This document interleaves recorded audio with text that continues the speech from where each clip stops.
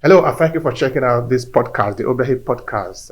Today, I have an interesting conversation with you. Actually, I'm going to be interviewing a person whom I respect a lot because she has written a book, an important book also, a leader like you. And of course, you understand how much we pay attention to leadership because whether you are talking about leadership in Africa, where we are particularly having some challenges, or in the diaspora, where we believe that we need a stronger leadership, a more people oriented and effective leadership, then you understand that it is important for us to continue to talk about the question of leadership. So today I'm going to be asking her a series of questions so that she can explain to us what made her to write this book and what is the key message that she wants to pass to the audience, I mean to you, because we believe that of course you are going to be able to get a copy for yourself and read and get the value that she has put there for you because she wrote it for you. So in this episode, I'm going to be interviewing her to share some insight into the book. And this is why we are here. So I believe that you are going to enjoy this episode.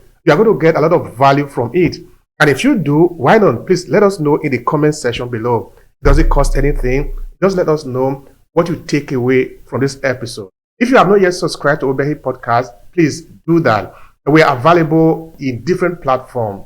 Because maybe now you are listening to us because you are seeing me, you are on YouTube most probably. And if you are listening to this, the audio only part of this episode, you are probably listening on Spotify or Apple Podcast or Amazon or in different other places where you listen to podcasts because we are available everywhere, even on LinkedIn, on Facebook, and on our website, of course, aclasses.org. You have access to a lot of information that can be useful to you if you are in business, because here we concentrate a lot about business, storytelling, and argument related to African diaspora. If any of this makes sense to you, make sure you subscribe and make sure you share this episode with other people who are interested in what we are talking about. All right, now, why don't we get started? Let's get it done.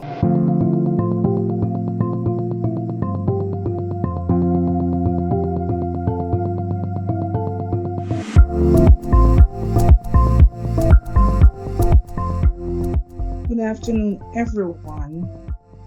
Thank you so much, Obehi, for affording me this opportunity to talk about my newest book. I am Dr. Marcia Thomas. I am a Christian leader, and I have been a principal for the last 15 years, and I have served at various levels of my industry as a leader. I am presently the founder of Purposefully Commissioned Motivate 2, which is a Christian leadership retreat for career professionals.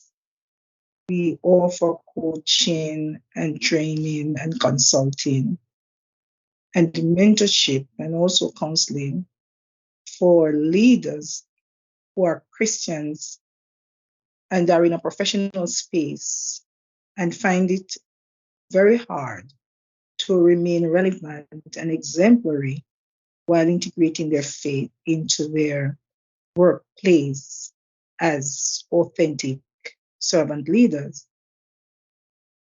I am also a motivational speaker, and I also have recently authored for the last maybe 7 years 3 language arts book. They are called Adventures in Language Arts, in which I document the stories of children in disadvantaged rural settings and create a workbook that teaches them phonics, comprehension, writing, and those things. So they are able to use their stories, their own stories, or stories similar to their context in an experiential way to enhance their learning and maximize their achievement. I am a mother also of 2 grown children, a male and a female, and I am a wife. I am a Christian leader in my community and also in my church. And so I take this book very personally because it chronicles my experience as a Christian leader in a professional space. It talks about the pains and the griefs, the misunderstanding, victories, also the skills and capabilities that you need in order to avoid being burnt out, discouraged, feeling helpless or hopeless while navigating the challenges of leadership in this context. All right. Thank you so much for that. The person who is saddled with the responsibility to lead, whatever that individual does, affect the people that are following, because as a leader who are following you, whatever you do, whether it is wrong or right, sometimes people don't even have the time to be able to discern, to know that what you are doing is wrong or right. Some individuals do have the ability, but not everybody. So when you are in a position of leadership, you are basically a model for a lot of people. So I repeat again, this is an argument that is very, very important for us, and of course for me also personally. Um, let's start with the book, Leader Like You. Why did you put the title like that? Well, it's very interesting that you should ask a question. That topic was not the original topic of my book. And so when I wrote this book, the idea of writing my experiences as a leader in my home, in my community, and in my professional space, I looked at leadership in a different way and felt that those who manage to emerge as significant leaders, meaning that you served others and made such an impact that they become your evangelists and tell the good news of how you impacted their lives, you are purposefully commissioned. And I saw commissioning as that framework in which you are anointed by God to do a job. You are appointed, and in that appointment, you receive some training. And that training makes you understand the nature or the context in which you are now expected to operate as an example and a role model that is just and true and honest, and how far away from double standards you are to run. And so you would have to be purposefully commissioned to understand that. But after writing the book and having my experiences pour out on me, so the original headings I have were not those headings that are now in this book. As I focused on writing from my experience over these years at the different levels and evaluated my growth, my strategies, my sorrows, my distresses, my victories, my overcoming, I felt that those who come to this point are very exceptional in their role. And as an individual, they are exceptionally aware of themselves, what triggers them, what keeps them going, what fortifies them. The resilience would have been at the highest vibration if you are a real and true effective servant leader. And so I came up with that topic. After all is said and done, you would have produced an exceptionally effective, authentic, resilient model of leadership. And so all can say, and everyone would have to say, a leader like you. I want to be a leader like you. I hope to be a leader like you. And so after putting it all together, I realized that that would be a powerful topic for my book. And so I named it, after consulting with some friends prayerfully, A Leader Like You. I really appreciate you taking on this job and writing this book, A Leader Like You. So, what is the central message that you want people to take away from this book? My central thesis would have to be that in my mind, double standard leadership is really the pandemic in my mind. Persons have made in leadership the word leadership and accountability has, for me, and this is my opinion, become a dirty word. Persons are afraid of the trials and the positions and the postures of leadership that require them to sacrifice and to make an effort to be different. Persons expect you to set the tone. And to do that can become very overwhelming, especially for persons who are Christian leaders, who my book is centered on in a professional space. There are challenges and pivots, and there are paradigms, and there are many loopholes of leadership. And I find as my central theme that speculating about leadership is very different from the revelation that comes when you are actually in the job. I am emphasizing that as a leader, one of the greatest things that you must be is true to yourself. So you cannot be false to any man. I have rested on a foundation that I discovered as a young girl when I read a particular book that says the greatest want of men are men who cannot be bought nor sold. Men who in their innermost souls are true and honest. Men who will stand for duty as a needle to the pole. That has affected me from I got that quote when I was 9 years old. And I knew that I wanted to be a leader that cannot be bought nor sold. One who in my innermost soul is true and honest. One who I want to be that person who stands for duty and for truth, though the heavens fall. That is the pillar on which I have rested all the contents of this book. Now, going through the book, there is something that sort of stand out to me. I think that is what you refer to as a defining moment in leadership. I don't know if you want to spend some time talking about that. I think the audience also want to learn more about that. Please go ahead and share with me on that, the defining moment in leadership. Well, for me, the defining moments of leadership is that entrance into leadership in which you set the parameters for yourself and for your followers. That is the point at which you make a choice in being successful or significant. Successful means that you meet your goals and that you are at the top of your game. But significant, and that type of, what would I say now? That mandate that you set for yourself defines what you do going forward. So if success, meaning meeting your goals and getting people to do what you want them to do, is the paradigm on which you build your leadership, then that would be your defining moment.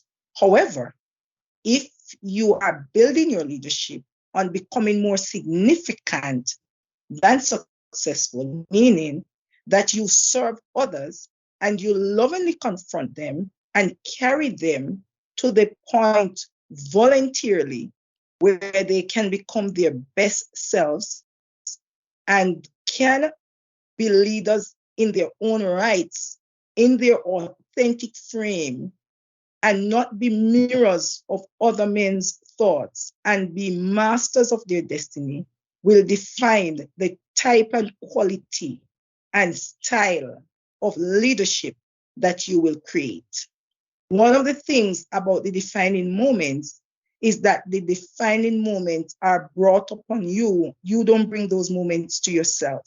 And so when you enter the realm of leadership, you establish what I call a leadership rhythm. That rhythm is built until it becomes a crescendo of different beats. And so the different things that you will encounter, the different challenges, the different crucibles that will come upon you will define whether you sink or swim. It will also decide if you will fight or you will run. They call it flight.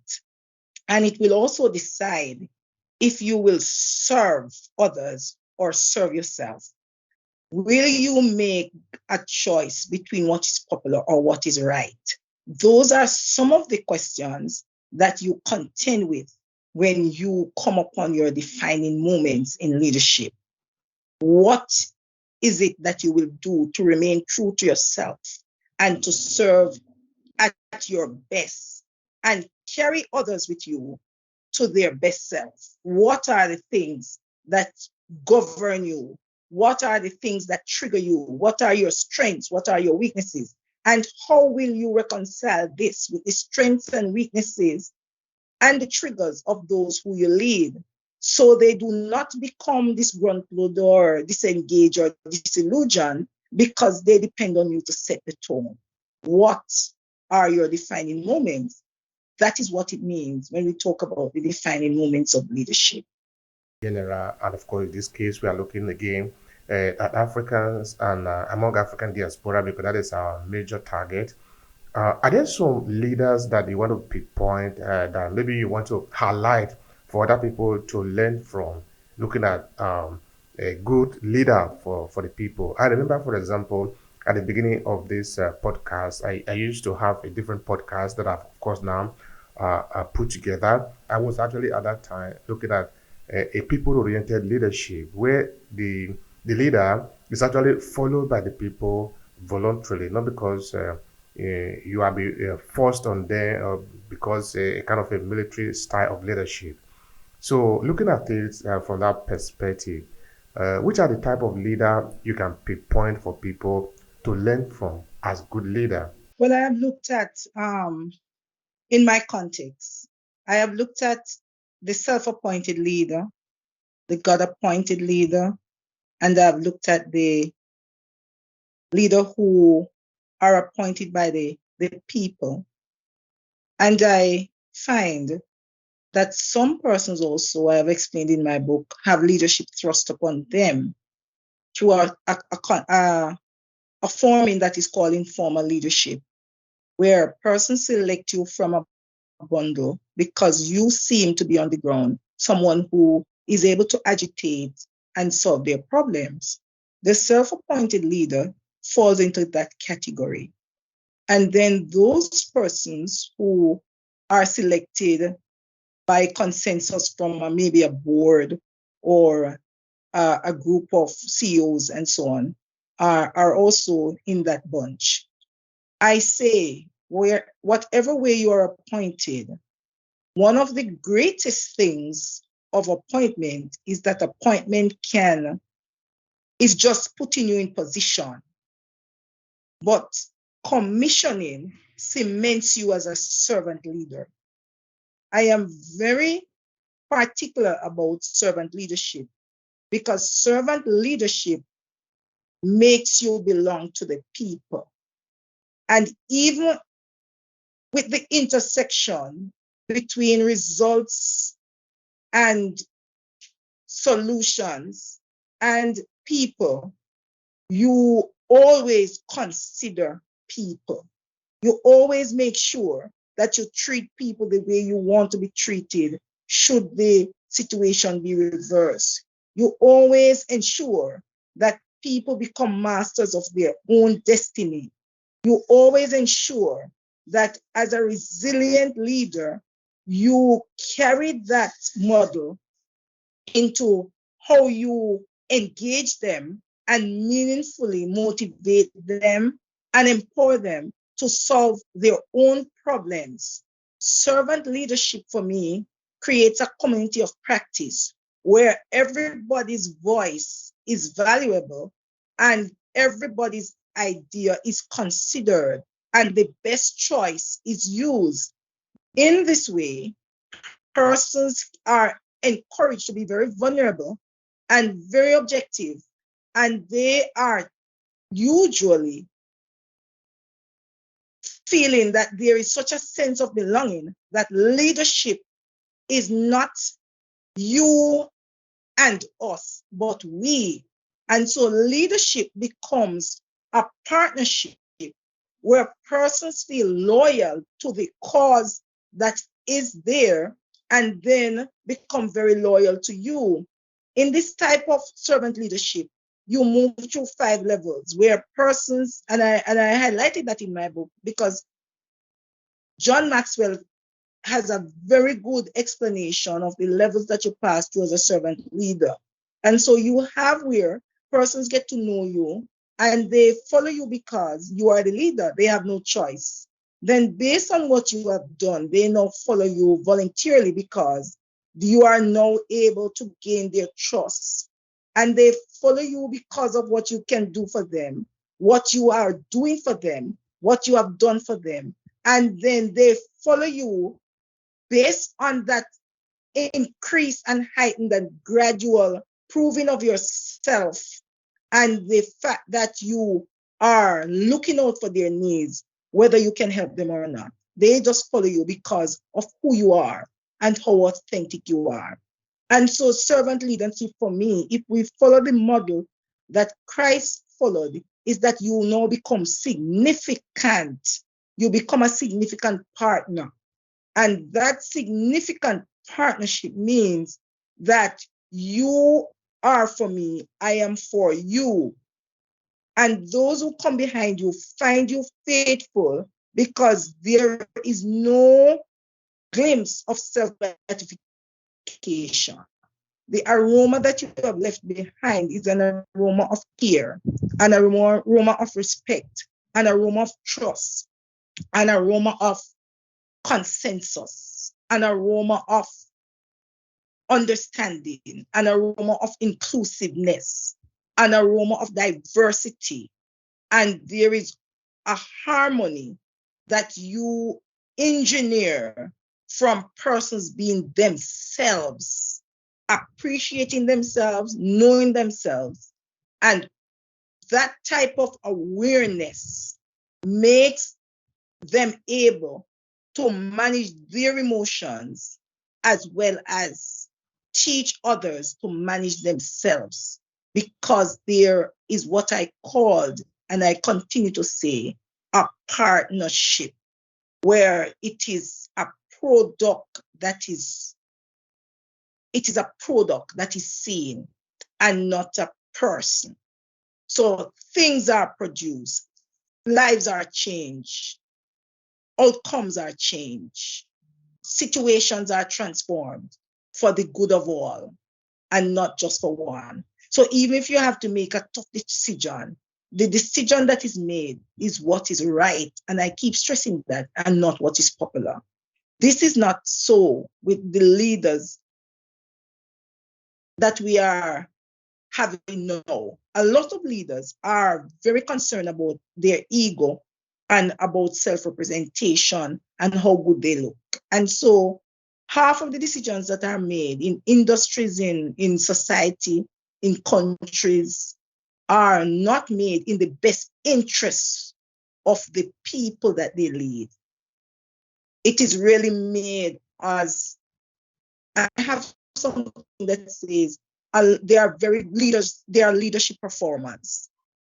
Now, the leadership performers or actors is just like some clowns on a stage, because when you put a clown in a palace, the clown doesn't become a king. The palace becomes a circus. You take who you are with you, and who you are is how you lead. And so for servant leadership to take root, you must have the care, compassion embedded in you to serve persons at all costs. That is the model that I'm advocating from my book, Servant Leaders. And servant leadership encompasses all of the other leadership styles that you need. When you need to be authoritarian, you do it, but it's for the good of the people. When you need to be transformative, you do it for the good of the people. When you need to give people an opportunity to test themselves to see what they can produce, you are there as an observer. You're almost like a tour guide. You do not interfere until persons need you. And so that multiple approach is embedded in servant leadership, because servant leadership allows people to grow into themselves and to commit themselves to the cause that will be for the greater good of all. Thank you so much for that. Now, with this description of individual who are leader, or who should be referred to as leader in the society, when you take a deep breath and you look around, do you see example of what you are describing? Are these really practical principles that we can see in the life of people, whether in the past or in the present?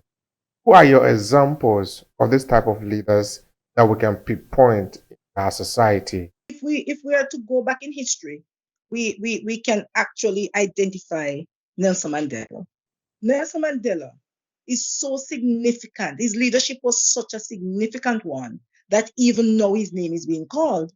Because significance, as I said, is not about you. It's about doing the greater good for the people. And in the process of becoming a significant leader, you become successful because success carries significance, carries with it the evangelists and the witnesses and the disciples that have been impacted by how you made them feel, how you changed their lives, how you transformed their lives, and how you made them become masters of their own destinies instead of mirrors of other men's thought. Marcus Garvey was one such leader also. If we are to look at Marcus Garvey, all of those qualities were very evident in him. Marcus Garvey made an effort to serve the people.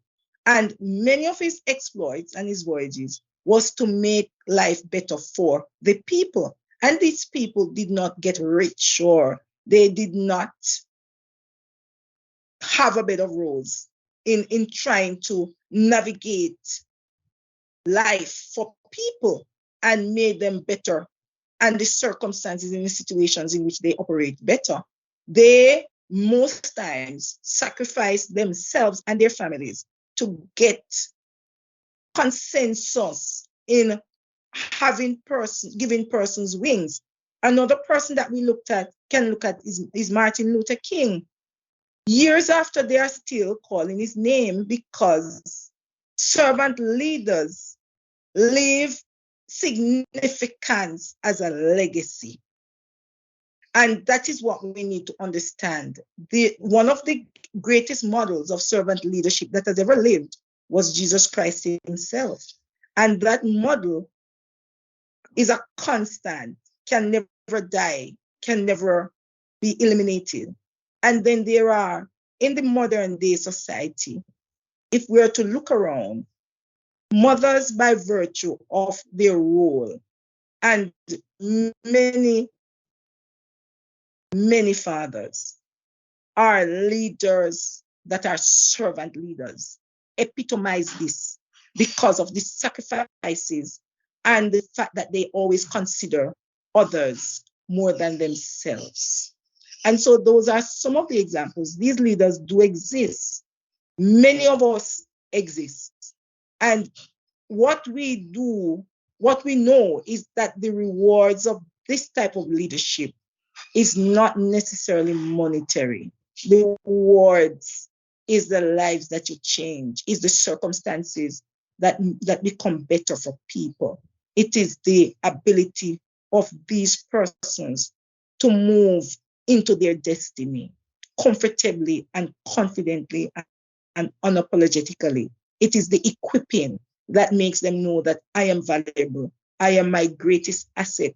The power lies within me to become who I was destined to be. It is that type of giving that makes this type of leadership so significant and not placing an emphasis on being so successful. Your success lies in the impact that you have on others and how you make them change their circumstances to become their best selves. There is something that I was thinking on. I think that is chapter 7 of the book, where you talk about leading with dignity after your wilderness. I think that is important, that when you look at leadership, there are some challenges sometimes, because in some occasions, some people are not going to follow, and some others are going to look for a way to thwart your effort. So it is not like it's easy as things to do when you become a leader of other people, so that can be challenging. So I would like you to speak a bit about chapter 7, leading with dignity after your wilderness. Well, in that chapter, I talk about being rejected as a leader. There are some times when you do everything right, but the persons who you serve cannot wait on their turn. They might feel that you have done your turn. You might have too much authority. You might need to move on and give somebody else a chance. That in itself can become a very devastating experience for a leader. And that leader might not have even called it upon his or herself. And so that in itself can be a wilderness experience. It can also be that you have experienced a tragedy in your personal space.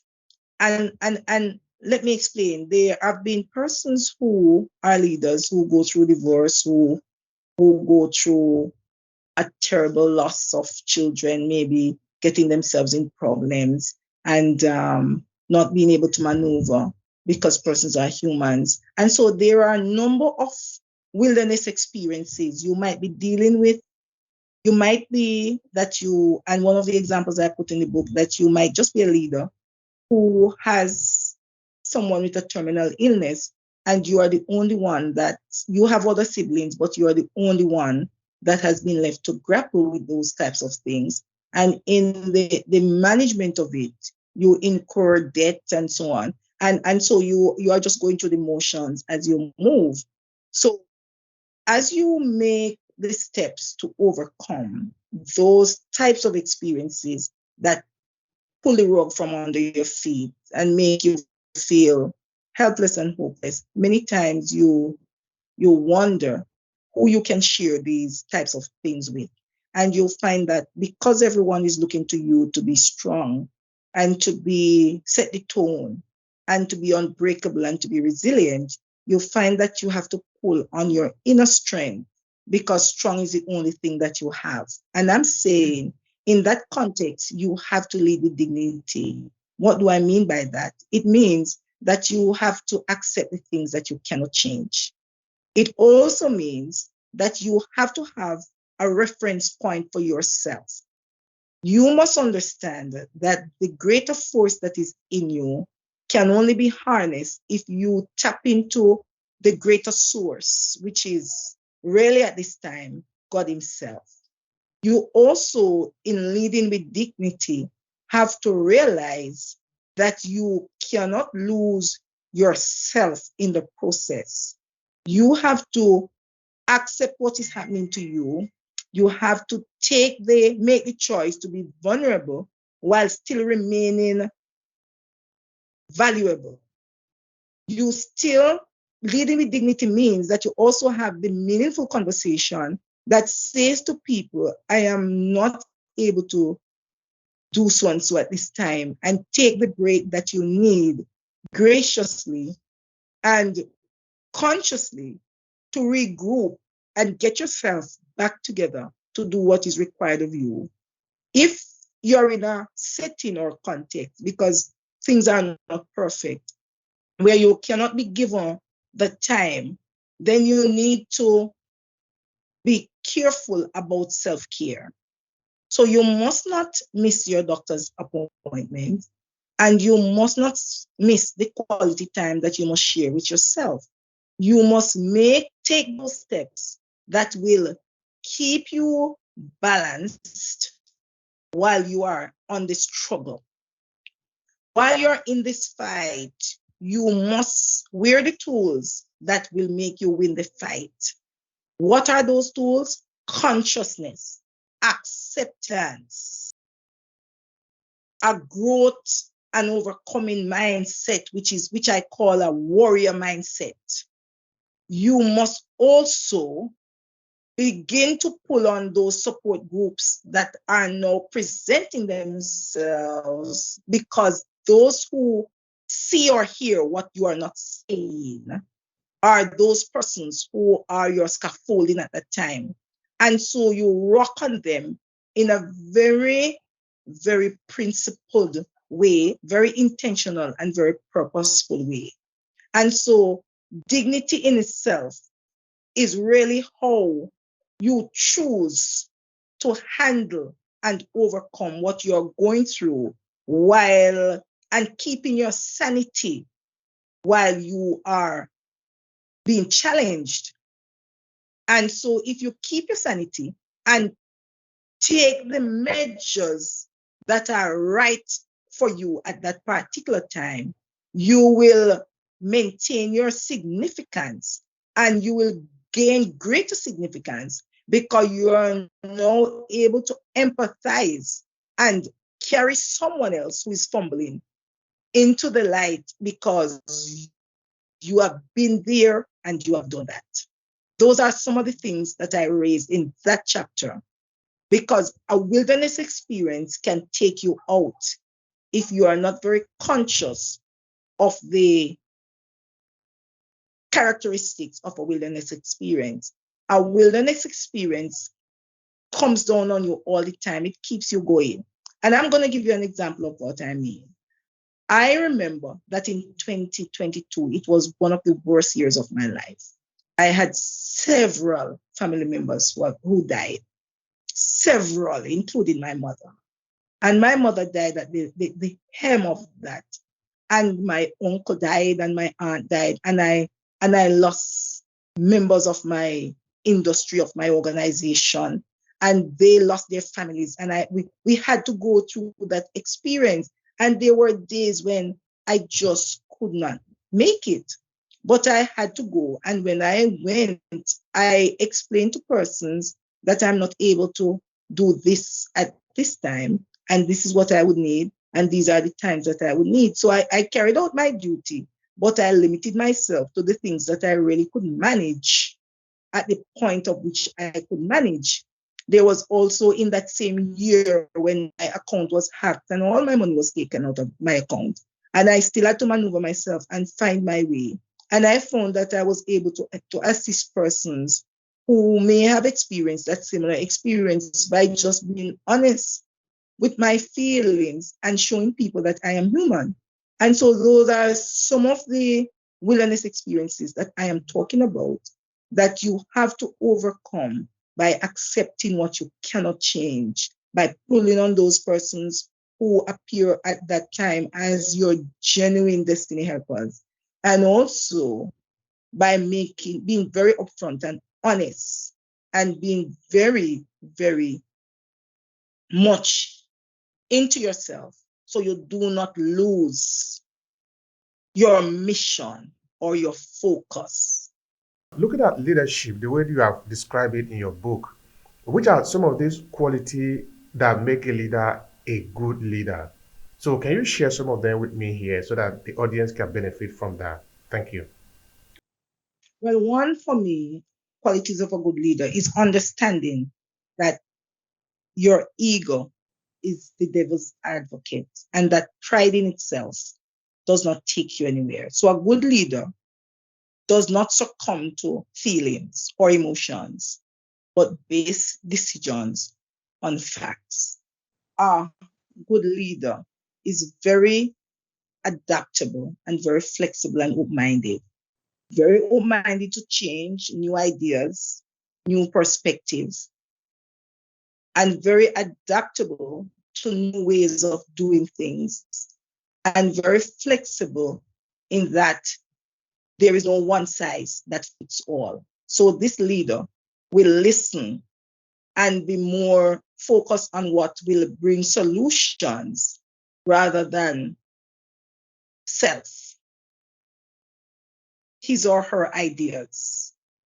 And then there is also the quality of compassion and kindness. A very good leader tries to understand the needs of his or her followers and also tries to put support systems in place to help persons to meet the needs that are attendant and might constantly come up.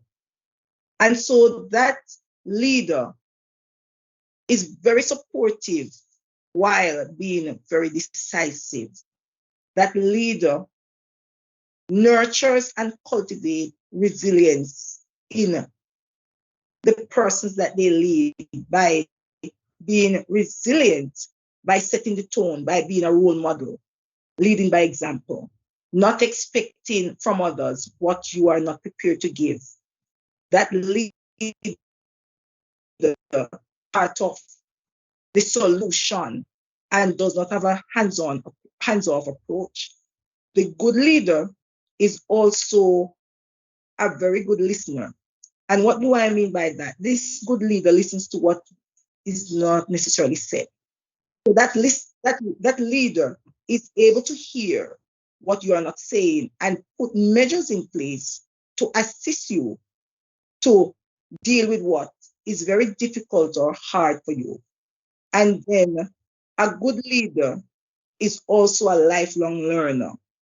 No leader knows everything. And so this good leader is able to learn from those who he or she leads while giving what he or she has. So this good leader makes his or her assets very visible and also ensure that the assets of those who he or she leads are also visible, and that there is some merging of these assets where if one person is good at something and the leader is not necessarily that good, that person is allowed to take his or her rightful place.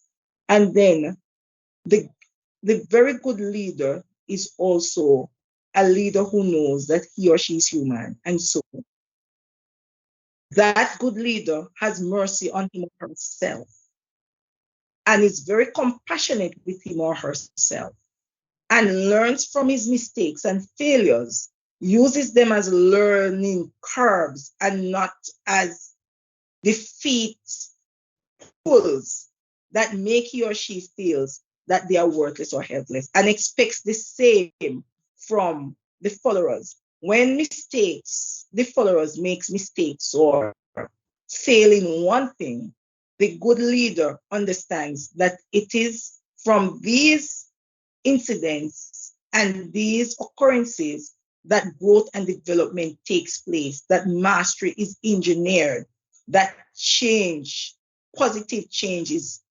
are incumbent, and also new ways are created, new pathways, better pathways are created because we encourage our followers to learn from their mistakes and we learn also.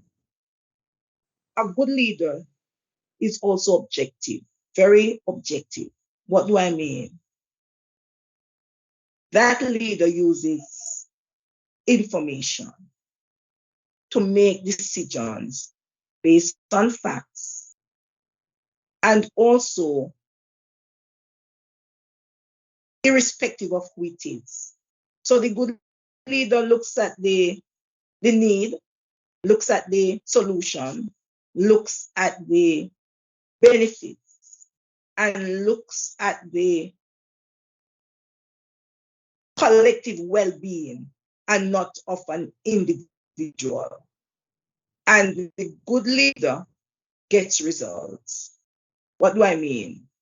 Whatever is needed to be done or achieved, the good leader finds the way, finds the right persons, mobilize efforts, skills and talents and personalities to get things done. There are other qualities such as being purposeful and intentional about what needs to be achieved or completed, and also being accepting, respectful, and also patient with persons and their growth and development. So that's where I will stop for the time being, because a good leader is simply human and treats others the way that he or she would want to be treated. Absolutely. Thank you so much for that sharing. Now, I imagine that there are people there who are eagerly willing to buy a copy of the book, having listened to what you have described, your explanation and your response today. So, where can they get a copy of the book? Please share with them. Well, presently the book is on Amazon. It is in hard format. There is a Kindle and there is a paperback. The ebook will be uploaded soon, and there is also an audiobook that will soon be uploaded. But it can be had on Amazon for the time being. It will be in some bookstores in the United States and other places. It will also be in Barnes and Nobles and those types of places very, very soon. We are in the process, we are doing the work, but right now as it is, it can be had on Amazon. All right. Thank you so much for that. Now, what would be your final message to leave the people with? Please go ahead and do that. The message I want to leave is the message of my book. Be the leader that you would want to follow. You must be that leader that is just and true and honest in your innermost soul. You must be that leader that fights to be significant. You must be that leader that stands for truth though the heavens fall.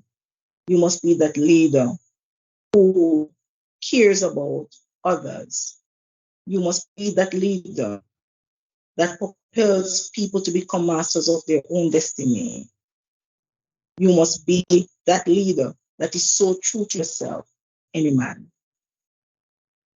In the final analysis, you must be that leader that can look in the mirror and the reflection that looks back at you makes you want to cheer because you would have fought the good fight, you would have done the work, you would have finished your assignment, you would have carried out your purpose, you would have sealed your destiny, and you would have left a legacy of significance that says, I served others and not myself. That is fantastic. Serving others, not yourself. Well, to all of you that are listening to this point in this episode today, I believe that you have gotten a lot of value from what Dr. Marcia have shared about her book and about leadership. This is particularly important. And I encourage you to get a copy of the book to encourage the author. So thank you again, Dr. Marcia, for the time and for writing this important book. Thank you so much. And thank you so much for having me. I appreciate it too. And I just want to say that a leader a good leader is very scarce. There are great leaders that can be developed and can become permanent fixtures in the society if those who come behind us simply find us faithful.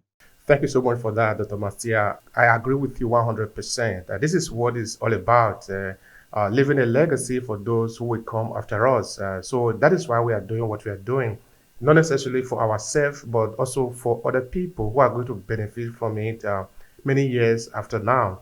Yes, this is why we are here. We are on LinkedIn, we are on Facebook, we are on YouTube, and we are on everywhere that you listen to podcasts. And for those of you who have not yet subscribed to this podcast, Obehi Podcast, I encourage you to do so because every week we produce up to 3 different episodes to share value with you, value related to this, related to leadership, business tips, and storytelling. This is what we are here for. If this is anything that you are interested in, please subscribe to our YouTube channel. Subscribe to also where you are listening to podcasts because this is available also in audio format. You can listen to it whether you are in Spotify or you are listening in Apple Podcasts or Google Podcasts or Amazon Podcasts. We are available everywhere. So subscribe and share also with your friend because we are here for you, but we want to know that you are getting value from what you are producing so that we'll continue to do the same for you every week. So thank you again for your time. I remain your host, Obehi A14. Talk to you next time. Bye for now.